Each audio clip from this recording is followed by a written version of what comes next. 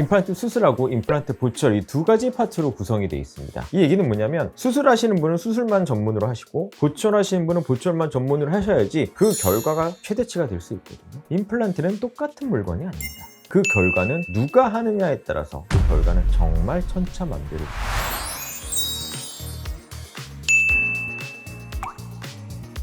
안녕하세요. 세상의 모든 치아 이야기 임세용 원장입니다.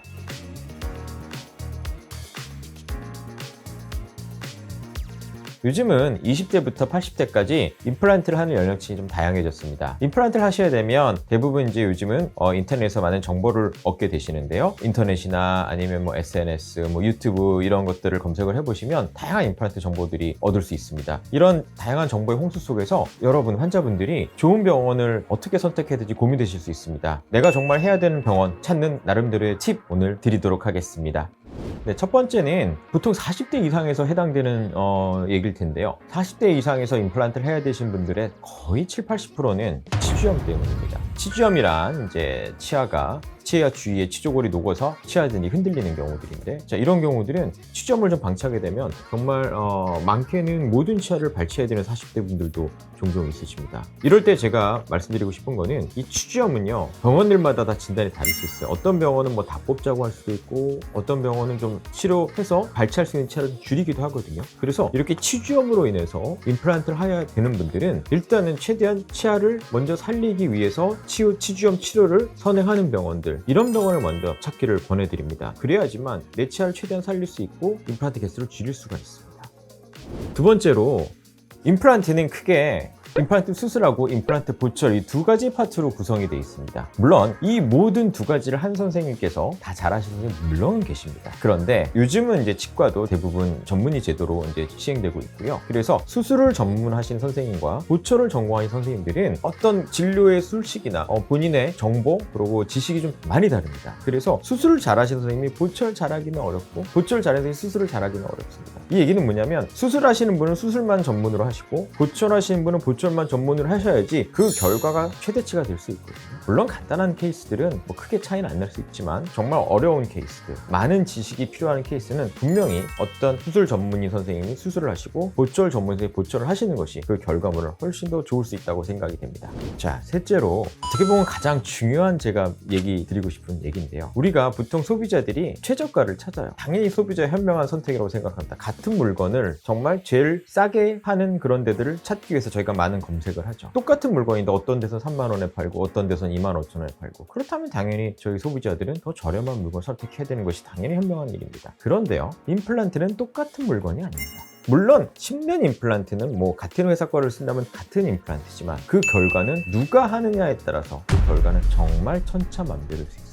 예를 들어서 똑같은 임플란트를 같은 환자분이 세 분의 다른 원장님한테 심었다고 가정을 해봅시다. A 선생님이 한 임플란트는 시술하고 나서 심한 통증으로 일주일 만에 염증이 생겨서 임플란트를 제거하는 경우가 생길 수 있습니다. B 선생님이 하신 임플란트는 머리까지 잘 마무리가 되긴 했는데 하고 나서 계속 염증이 생기고 편하지 않습니다. 제대로 씹지도 못하고, 그러다가 결국 몇 년 뒤 임플란트를 제거할 수도 있습니다. C 선생님이 하신 임플란트는 수술하고 나서 환자분은 1도 고통이 없었고 붓지도 않고 통증도 없었고, 그러고 지금 10년째 잘 쓰고 계십니다. 만약에 A 선생님이 하신 임플란트가 C 선생님이 하신 임플란트 절반 이하의 수가라고 해도 어느 것을 어떤 분한테 선택을 하는 것이 현명한 선택일까요? 임플란트는 똑같은 물건이 아닙니다. 그 결과는 어떤 병원에서 어떤 선생님이 하시냐에 따라서 그 결과는 천차만별일 수 있다는 거. 저는 환자분들께서 병원을 검색을 하실 때, 또는 인터넷 홈페이지에서 그 병원을 검색을 해보셨을 때, 요즘 보면 많은 병원들이 수가를 먼저 오픈을 합니다. 임플란트 하나에 얼마, 2개를 하면 하나는 무료, 또 이벤트, 요번에 뼈이식 무료. 저는 임플란트 선택에 있어서 수가가 먼저 공개되는 거, 그 다음에 수가를 먼저 제1의 선택상으로 고려하는 것은 지양하시는 것을 추천드립니다.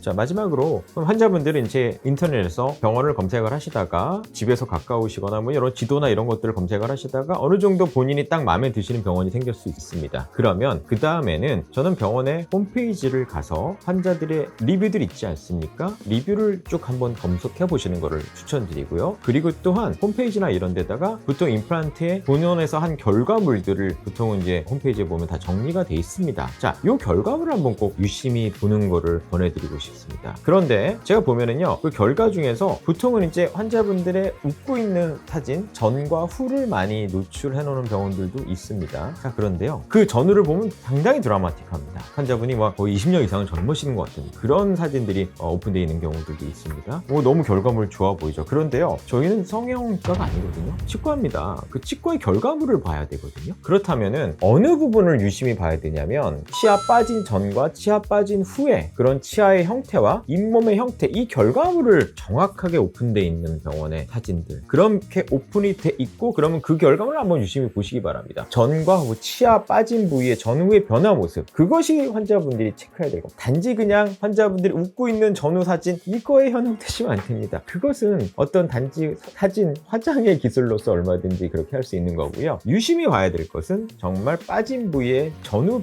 변화, 이것이 얼마나 정말 이쁘게 자연스럽게 돼 있느냐, 이런 것이 얼마나 잘 포커스돼서 노출돼 있는 병원들의 사진이 있느냐, 이런 병원을 선택하시는 것을 추천드립니다. 지금까지 말씀드린 걸 한번 정리를 하면, 환자분들이 어떤 병원을 선택하실 때 당연히 이제 병원의 홈페이지를 보셔야 되겠죠. 그래서 그런 홈페이지에서 어떤 치아를 살리려고 노력이 있는지, 그 다음에 어떤 분과별 전문의가 있으면 저는 더 당연히 좋다고 생각을 합니다. 그 다음에 임플란트에 관련된 정보가 가격 위주인지, 그 가격이라는 게 저렴한 가격이죠, 그것이 위주인지, 하여튼 무슨 이벤트 이런 게 위주인지, 아니면 진료의 어떤 퀄리티, 결과 위주인지, 이런 것들 한번 꼭 보시기 바랍니다. 그리고 병원에 대한 리뷰가 좀 좋은지, 그 다음에 특히 치아 전후 사진, 임플란트 하기 전과 하기 전 후에 특히 잇몸 부위, 치아의 형태 부위가 좀 자세하게 나와 있는 이런 결과물들이 있는지, 그래서 그 결말들이 정말 이쁜지, 이런 것들 한번 살펴보시기 바랍니다. 이상 세상의 모든 치아 이야기 임세용 원장이었습니다.